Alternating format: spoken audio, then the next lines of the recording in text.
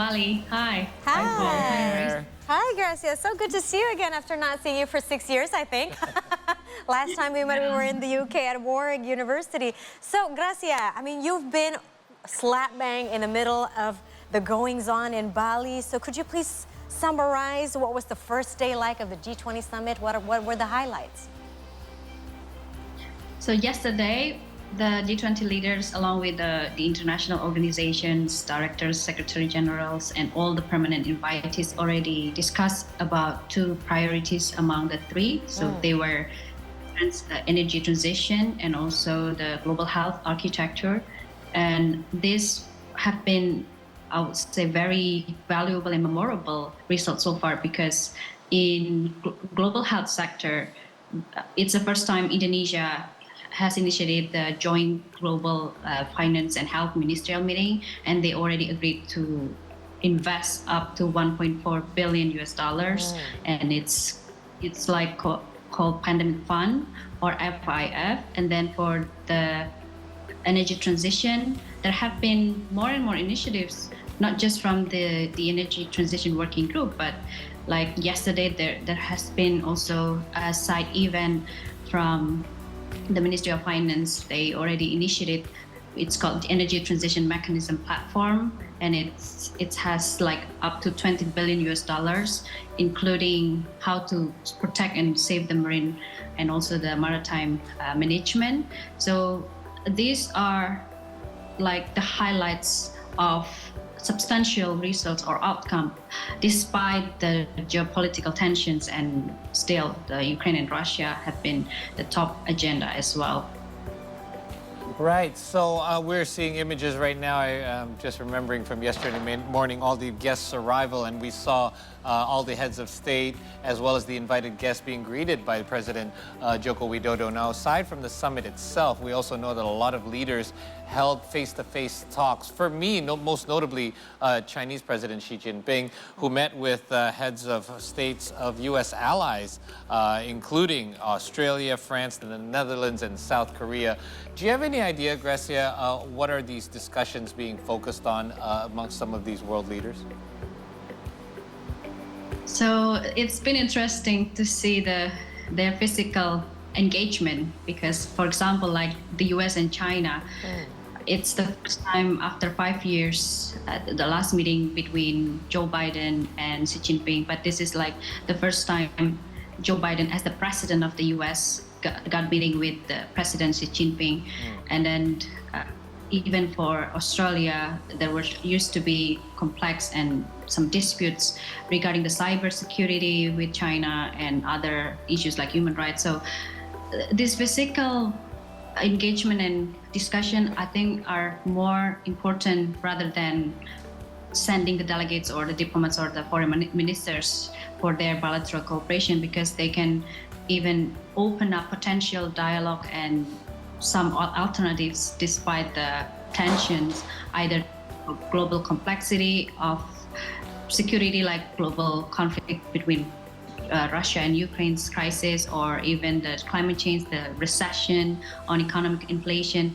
So my point here is that their presence are sort of like oasis, apart from the tensions and the heat that have been dynamically promoted or opposed among countries, because even though there are like 3 leaders haven't joined physically, which are President Putin, President Mexico, Obrador, and also President of Brazil, Lula, because they're still in the transition to their political presidency.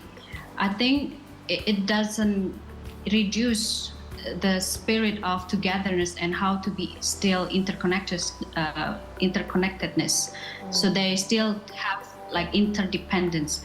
We still have like belonging of the group itself, because G20 is not just representing the global trade and economy, but now in the sense of crisis and complex conflictual situation, it's also important to keep making this group work and still existing and still stronger, because that's the main proposed of the president of Jokowi, because it's not easy to keep ensuring that they're still attending in this G20. Even the summit itself still ongoing right now, apart from all the minus and all the lack of complex engagement among the members and also the actors. It's also important to raise up the spirit of togetherness with the public. I can see there is like a very strong message from the public itself. So this is not just the elites gathering and then making question result and then done, but there have been like 300 side events already done through this G20 press, and there were so many various actions like music, SMEs Expo, Digital Transformation Expo.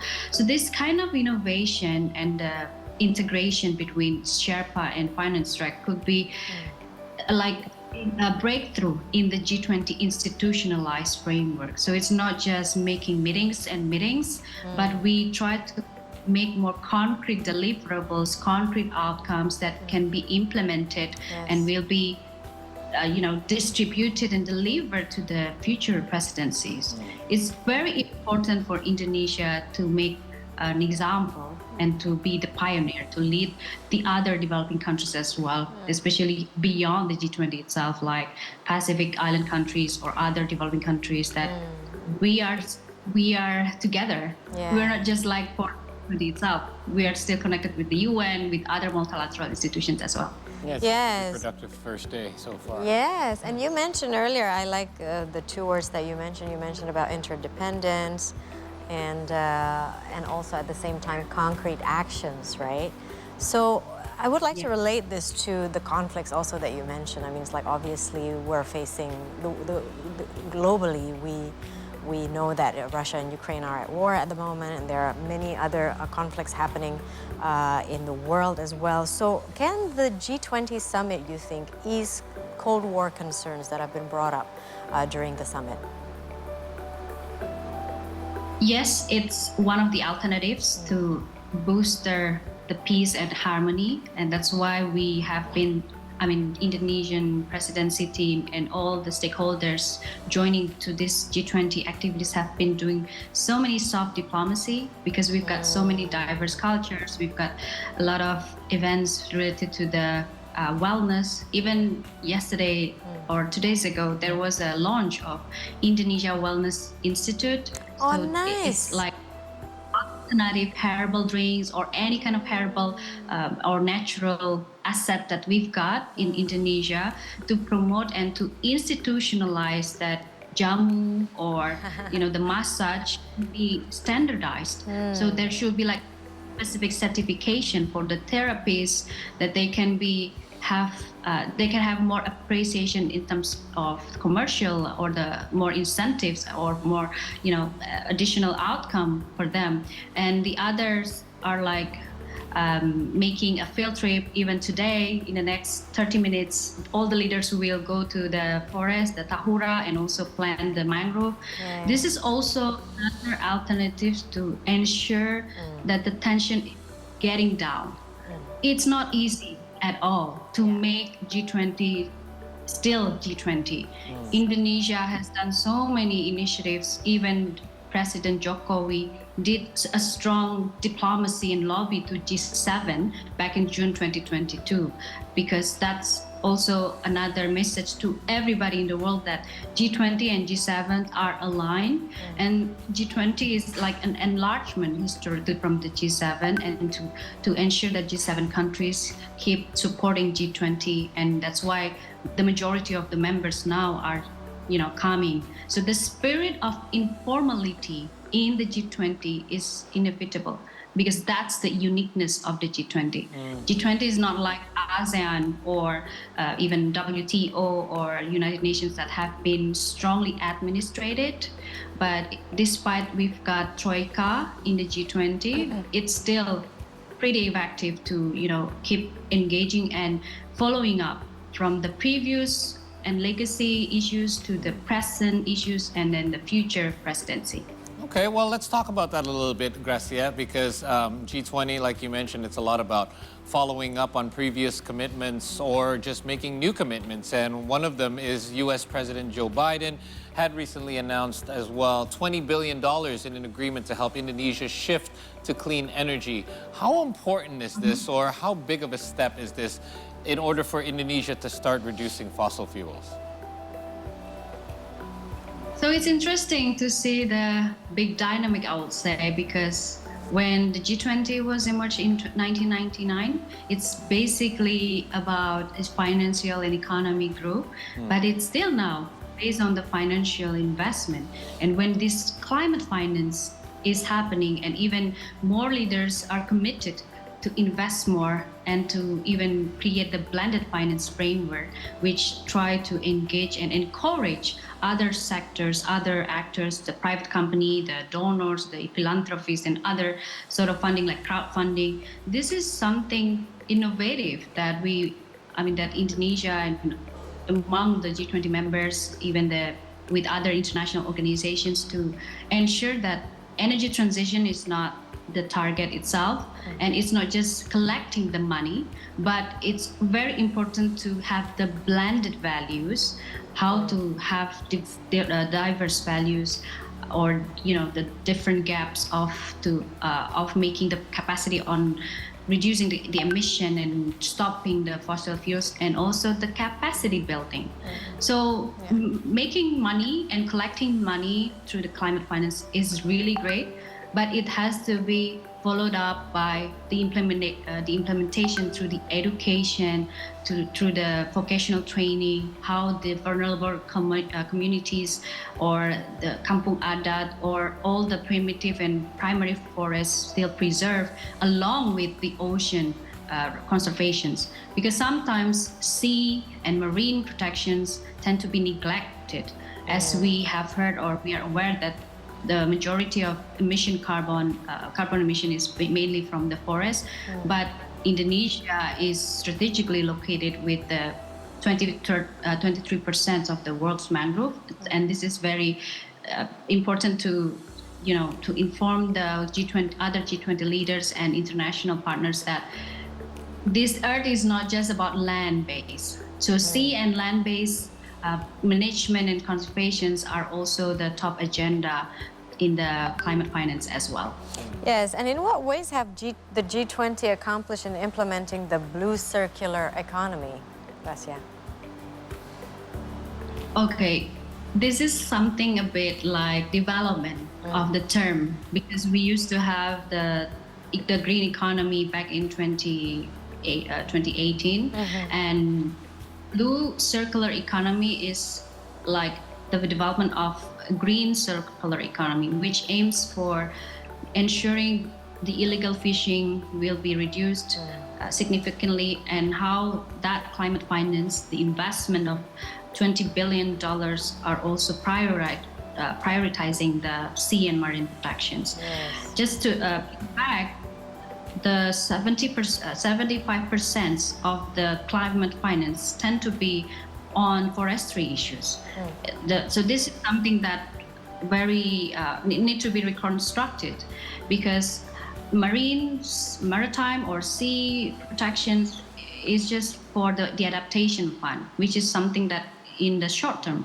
But in long term, if we talk about mitigation on climate change, it's also important to engage these marine protections, because ocean can even absorb the carbon emission much more than the deforestation or deforestation, and how to replant the land. So that's why in the climate sustainability working group, or we call it EDM CSWG in the G20, they got one big agenda on how to ensure the management of sea land-based protection, and how both assets will be managed through the G20 members.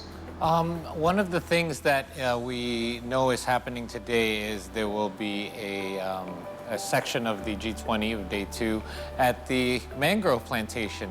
Why is that important in this, and why is that being focused on particularly here on the second day? So the data, as in the World Ocean data, said that G20 represents 45 coastal lines, along with 21% of exclusive economic zone. And this is also reflected to how the majority of carbon emissions were consumed by the G20 members. So making or planting this mangrove will be the legacy from Indonesian G20 presidency to show that our leadership or Indonesian leadership is not just talking about the money and energy transition, making the renewable energy, but the integration between environment, climate, energy, and other resources that should be protected, should be restored. Those are the alternatives that we are bringing up, including the emergence of Ocean 20. So this is a new engagement group that was initiated by Joko Widodo, and they just finished their forum yesterday or one day before the G20 summit, and they also agreed to invest up to $30 billion on marine and maritime protections or activities related on that. So this Ocean 20 is aiming to be a formal engagement group of the G20 next year or in the future, and this is another breakthrough as well, that marine or maritime is also the highlight of the G20 Indonesia presidency. Yeah, speaking of the highlights, the G20 summit has entered its second day. So what is the agenda for today, Gracia? So after planting the mangrove and visiting the forests in Bali, in Tahura, they will discuss the last priority agenda, which is the economic transformation, economic digital transformation. And then it's also very crucial for them to come up or end up with the declaration, hopefully, because so far we haven't seen, there hasn't been any, potential agreed outcome. And it's been like very conflictual tension on the first day of the issue of global security. Even President Joko, we also said we have to stop the war and how to prevent the latent and potential further conflicts. So after the outcome or the discussion of digital transformation is done, then they might visit the Digital Transformation Expo, which is the initiative from the Digital Economic Working Group. Great. We're looking forward to it, certainly. Gracia, thank you so much for your time, and we'll let you get to it. Enjoy the second day of the summit. Take care. Thank you. Thanks, Gracia. Bye. Talk to you soon.